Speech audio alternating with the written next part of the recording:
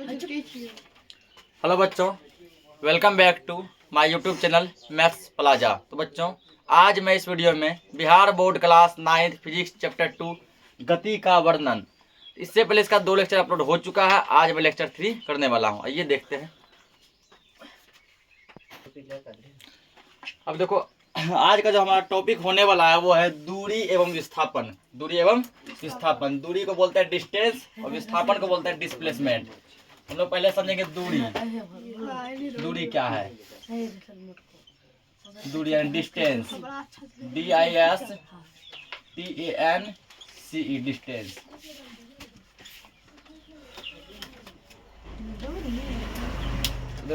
दूरी क्या है? तो दूरी पहले देखो, दूरी जो है एक अदिश राशि है, ठीक ना। जब अदिश सदिश पढ़ाए थे तो अदिश के उदाहरण में लिखाए थे, जैसे में कि दूरी कौन सी राशि है?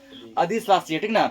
इसमें दिशा नहीं होता है, क्योंकि अदिश का पहचान है एक ऐसी राशि जिसमें केवल परिमाण हो। जैसे मान के चलो कि कहीं पर जो है, यहाँ से मान लो कि 40 किलोमीटर कहीं गए तो वो मतलब कि दूरी तय किए, ठीक ना। यहाँ से मान लो 100 किलोमीटर कहीं गए तो वो क्या किए? दूरी तय किए। जैसे मान के चलो पूर्णिया से पटना जो भी दूरी है, ठीक ना, वो क्या है? डिस्टेंस है, दूरी है। यानी इसका लिखेंगे किसी वस्तु द्वारा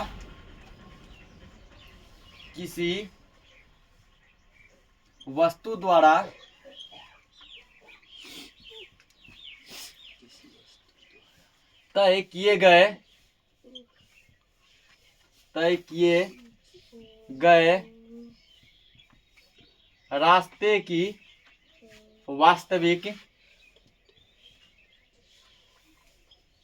रास्ते की वास्तविक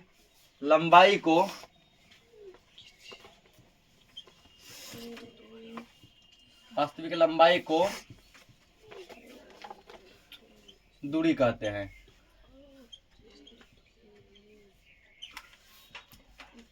क्या बोला? किसी वस्तु द्वारा तय किए गए रास्ते की वास्तविक लंबाई को क्या कहते हैं? दूरी। वस्तु जैसे मान लो गाड़ी, ठीक। गाड़ी क्या किया? जैसे मान लो इस पॉइंट से इस पॉइंट जो जितना लंबाई तय किया वही लंबाई दूरी कहलाता है। जैसे मान लीजिए कोई गाड़ी, कोई बाइक, कोई ट्रेन, कोई एरोप्लेन, ठीक ना, पटना से दिल्ली जितना लंबाई तय किया, ठीक ना, वही लंबाई क्या कहलाता है? दूरी कहलाता है। क्या हो गया? किसी वस्तु द्वारा तय किए गए रास्ते की वास्तविक लंबाई को क्या कहते हैं? दूरी कहते हैं। उसके बाद आप जो एरो देके कुछ पॉइंट लिखते हैं, चलो।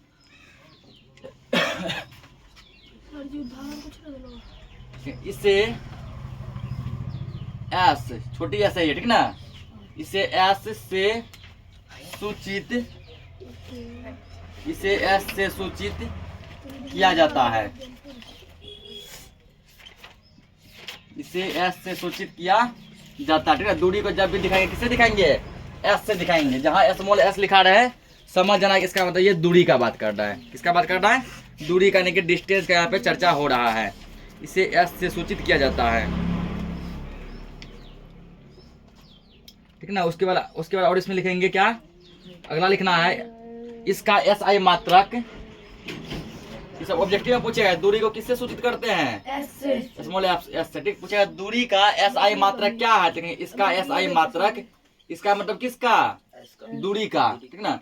इसका SI मात्रक मीटर होता है। इसका SI मात्रक क्या होता है? मीटर। मीटर किसमें लिखते हैं? M से, ठीक ना। और पूछेगा CGS मात्रक भी लिख दो। इसका ये सब ऑब्जेक्टिव पॉइंट, समझा? इसका CGS सिस्टम पढ़े है ना, सेंटीमीटर ग्राम सिस्टम। इसका CGS मात्रक सेंटीमीटर होता है। सेंटीमीटर होता है। ऑब्जेक्टिव पॉइंट को बहुत अच्छे से ध्यान रखना, ठीक ना। आगे लिखेंगे यह एक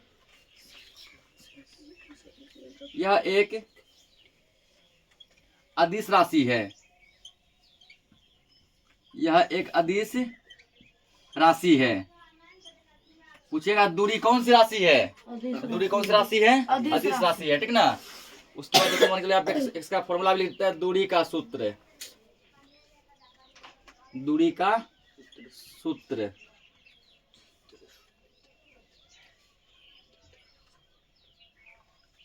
ठीक है, दूरी बराबर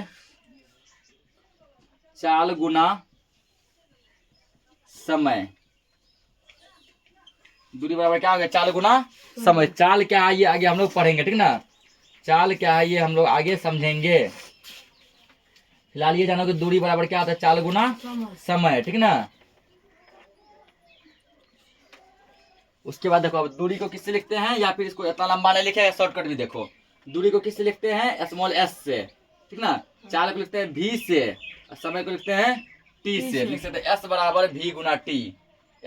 इसी का ये है, ठीक ना। दूरी बराबर चाल गुना समय, डायरेक्ट लगाएंगे शॉर्टकट में, एस बराबर भी गुना टी। तो ये हो गया दूरी का पूरा फुल डिस्कस, ठीक ना। जब दूरी में अंतर पूछेगा तो ये जब पॉइंट यहाँ पे काम आएगा, तो इसको नोट करो। अब अगला टॉपिक देखते हैं हम लोग, विस्थापन की विस्थापन क्या है। तो अगला टॉपिक क्या दिया है, विस्थापन, ठीक ना। तो विस्थापन में क्या होता है, विस्थापन जो है एक सदिश राशि, विस्थापन का एक सदिश राशि है। और बताए थे कि सदिश का पहचान है कि इसमें दिशा होगा, क्या होगा, दिशा होगा। और अदिश का पहचान है उसमें केवल परिमाण होगा, जिसमें केवल परिमाण है अदिश, जिसमें परिमाण और दिशा दोनों है वो सदिश। इसका एक निश्चित दिशा दिया होगा कि विस्थापन किस दिशा में तय की जाती है, ठीक ना। विस्थापन किस दिशा में तय की जाती है, एक इसका निश्चित दिशा दिया होगा। तो हम यहाँ लिखेंगे कि निश्चित दिशा में, निश्चित दिशा में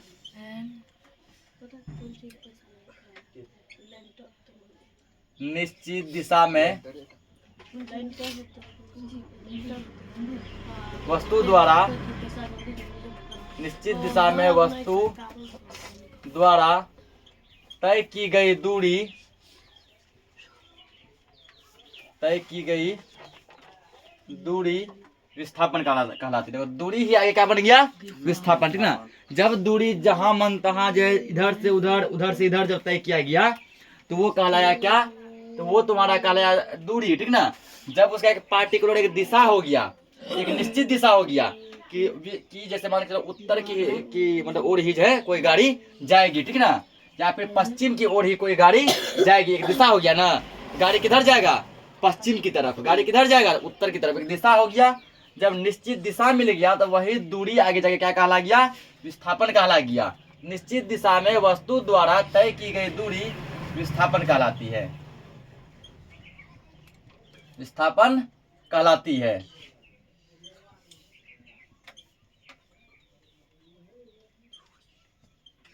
ठीक ना। समझ गया।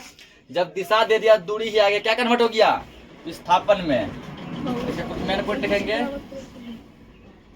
तो इसे प्रायः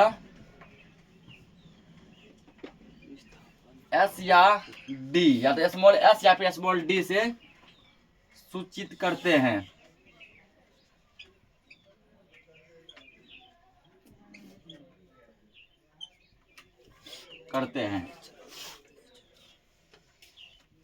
उसके बाद इसका एसआई मात्रक क्या होगा, इसका एसआई मात्रक, इसका भी एसआई मात्रक मीटर होगा, क्योंकि वो दूरी है ना, ये भी क्या है, दूरी ही है। दूरी ही आगे चल के क्या बन गया, विस्थापन बन गया। कब, जब इसका दिशा एक निश्चित था।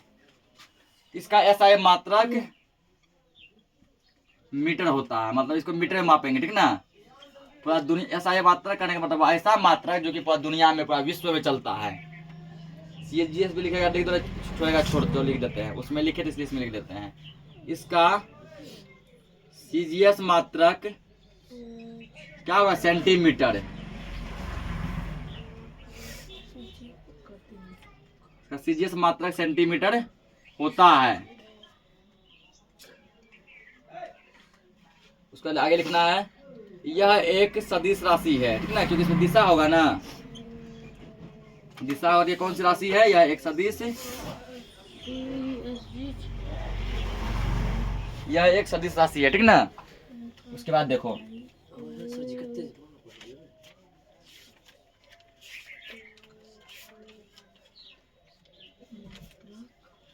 उसके बाद यहाँ लिख दो विस्थापन का सूत्र,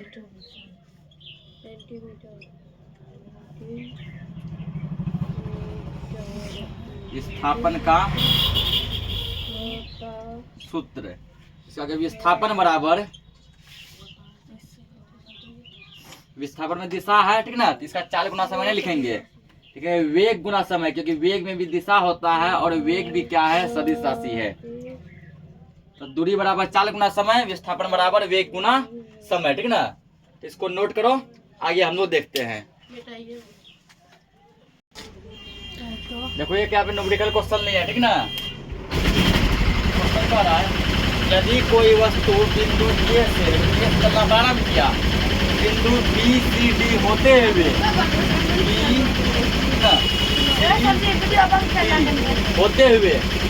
बिंदु ई पर पहुंच गया, ठीक ना। बिंदु ई पर क्या हो गया, पहुंच गया। रास्ते की कुल लंबाई क्या हुई, कुल लंबाई मतलब दूरी लिखा था ना, रास्ते की कुल लंबाई दूरी कहलाती है। इसमें दूरी पूछ रहा था, और देखते हैं। देखो इसमें क्या निकालना है, दूरी निकालना है, ठीक है ना। यहाँ लिखेंगे हम लोग, हल करना है इसका, ठीक। तो हल में क्या लिखेंगे पहले, लिखते हैं कुल दूरी बराबर रास्ते कुल लंबाई कहा है ना। तो कुल लंबाई क्या कहलाती है, दूरी कहलाती है ना। या तुम ये भी लिख सकता है कि रास्ते की कुल लंबाई बराबर तो कुल दूरी बराबर। देखो पहले वस्तु ए से कहाँ तक गया, बी तक, क्या हो गया, ए बी प्लस। दूरी में दिशा से कोई मतलब नहीं था, ठीक ना। कि रोज चल रहा है ना। ये देखो पहले ऊपर पहाड़ जैसा चढ़ा, फिर सीधा गया, फिर नीचे उतर गया, ठीक ना सर। अलग अलग बात दिशा चेंज किया ना, कभी ऊपर गया, कभी सीधे गया, कभी नीचे आया। दिशा बार बार चेंज हुआ, लेकिन दूरी में दिशा से कोई मतलब नहीं है। जैसे भी गया ए बी, बी से सी गया है, बी सी, सी से डी गया, डी डी, डी से ई गया है, डी डी, ठीक ना। अब सबका वैल्यू दिया गया है, ए से बी कितना दिया गया है, 1/2, ठीक ना। सबका किलोमीटर हम लोग बाद में लिख लेंगे, समझा। किलोमीटर क्या करेंगे, बाद में लिख लेंगे। उसके बाद बी सी कितने दिया गया है, 1, सी डी कितना दिया है, 1.5, ठीक ना। डी डी कितने दिया गया है, 2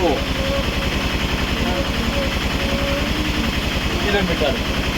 अब देखो इसको, चाहो तो भिन्न का जोड़ लेके भी जोड़ दो, ठीक ना, या डायरेक्ट जोड़ दो। डायरेक्ट कैसे समझो, ये क्या है, 2 है, कितना है, 1 है, 3 है, ये है 1.5, ठीक ना। 4.5 हुआ, ये आधा, 1/2 क्या बोलते हैं, आधा। 4.5 1 कितना, आधा कितना हो गया, 5 किलोमीटर, ठीक ना। कुल दूरी कितना तय किया है, 5 किलोमीटर। इसको नोट करो, अगला क्वेश्चन देखते हैं। देखो यहाँ पे क्वेश्चन है, यदि संपूर्ण क्रांति एक्सप्रेस, ठीक है, ट्रेन का नाम है संपूर्ण क्रांति एक्सप्रेस, ये पटना जंक्शन से नई दिल्ली जंक्शन जाती है, ठीक ना। और फिर नई दिल्ली जंक्शन से पटना क्या करती है, वापस लौट जाती है। मतलब कि इसका सफर इतने है, पटना से नई दिल्ली से पटना, फिर पटना से नई दिल्ली से पटना। तो पटना जंक्शन को आप पी से इंडिकेट किए हैं और नई दिल्ली जंक्शन को क्यू से लिखे हैं, ठीक ना। दोनों का डिस्टेंस जो है, दूरी जो है वो 1050 किलोमीटर। तो वहाँ कह रहा है कुल दूरी कितना होगा, यहाँ हम लोग लिखेंगे कुल दूरी बराबर। पहले ये कहाँ गया, पटना से दिल्ली, पटना है पी, दिल्ली क्या है क्यू, पी से क्यू गया प्लस। फिर कहाँ आया, तो दिल्ली से पटना आया ना। तो वहाँ कह रहा है उसी रास्ते से, यही रास्ता हो गया, ठीक ना। इसी रास्ते से पुनः दिल्ली से पटना लौट जाती है। दिल्ली से पटना, दिल्ली क्या है क्यू, दिल्ली से पटना है ना, पटना क्या है पी। समझा कैसे किए, पटना से दिल्ली, दिल्ली से पटना। पटना से दिल्ली कितना डिस्टेंस है, 1050 किलोमीटर प्लस, उधर से उतने लगेगा ना उसको। तो फिर से क्या गया, 1050 किलोमीटर। कितना 1000 के साथ 2000, 50, 2100 किलोमीटर जो है, इसको कुल दूरी तय करना पड़ा। इसको नोट करो। देखो यहाँ पे क्या है, दूरी और विस्थापन को चित्र की सहायता से समझना, ठीक ना। फिलहाल माना 2 चित्र लिए हैं और 2 चित्र के माध्यम से हम लोग दूरी और विस्थापन को समझेंगे, ठीक। यदि चित्र 1 में यदि यहाँ पर मान लो दूरी पूछा जाए, ठीक ना। देखो ये कुल कितना दूरी तय किया है। दूरी मतलब होता है एक पॉइंट से दूसरा पॉइंट, एक पॉइंट से दूसरा पॉइंट, और दूसरा पॉइंट से फिर तीसरा पॉइंट, ठीक ना। जैसे देखो ये वस्तु ए से बी पर गया, तीर दिखा है ना ऊपर, ए से बी पर गया, यानी कि ए से बी का जो दूरी होगा वो ये तय किया ए बी, ठीक। फिर देखो फिर ये वस्तु जो है बी से सी पर गया है ना, लिख गया बी सी।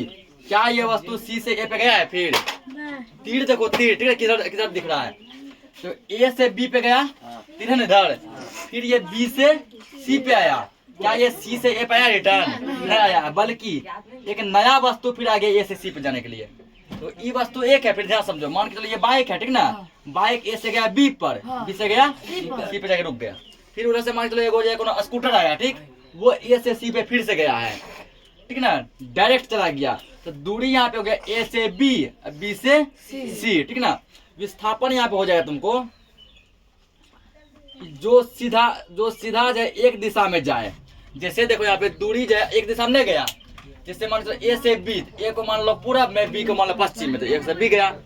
फिर मान लो इसको पश्चिम में, इसको मान लो उत्तर में, फिर देखो यहाँ से बी से सी चल गया ना। इसका दिशा निश्चित नहीं है, क्योंकि पहले ही बताया दूरी एक अदिश राशि है जिसमें दिशा कोई वैल्यू नहीं है, किधर चल रहा है कोई मतलब नहीं है, बस चलना चाहिए। लेकिन विस्थापन का एक दिशा निश्चित, ये ए से सी की ओर ही जाएगा। या तो यहाँ विस्थापन तुम्हारा आ गया ए सी, विस्थापन क्या हो गया ए सी, जो सीधा गया इसका एक दिशा है। इसमें देखो इस फिगर में दूरी पूछेगा,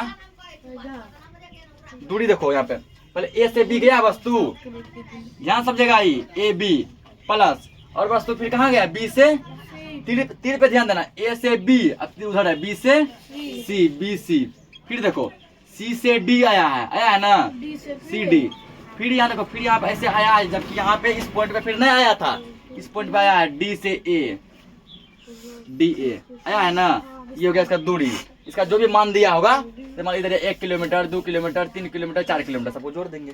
अब देखो इसका विस्थापन, तो विस्थापन क्या होता है, सीधा रेखा जो कि एक निश्चित दिशा में चले, इसका निश्चित दिशा कहीं नहीं है। ए से बी गया, फिर बी से सी गया, सी से डी आया, डी से ए आया। क्या कोई ऐसा दिशा है जो एक जगह पहुंचा दे डी पर? नहीं।